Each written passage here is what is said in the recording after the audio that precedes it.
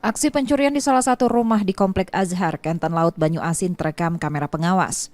Pelaku yang mengenakan topi dan jaket masuk ke pekarangan rumah dengan memanjat pagar, lalu membawa kabur burung peliharaan jenis jalak suren beserta kandangnya. Pemilik rumah mengungkapkan bahwa pelaku juga terlihat dalam rekaman CCTV menggunakan sepeda motor. Pemilik rumah mengaku di tempat tinggalnya pencurian marak terjadi. Sebelumnya pencurian terjadi di warung sembako dan pakaian yang dijemur juga hilang. Pakai topi, mungkin jaketnya ya kayak hitam atau abu-abu gitu, kurang sekitar jam 4.26 waktu Indonesia bagian barat. Orang sibuk ke masjid di situ sudah mulai aktivitas ya. Di rumah saya ini yang kedua, waktu itu jaket. Ada jaket di jemuran. Di jemuran.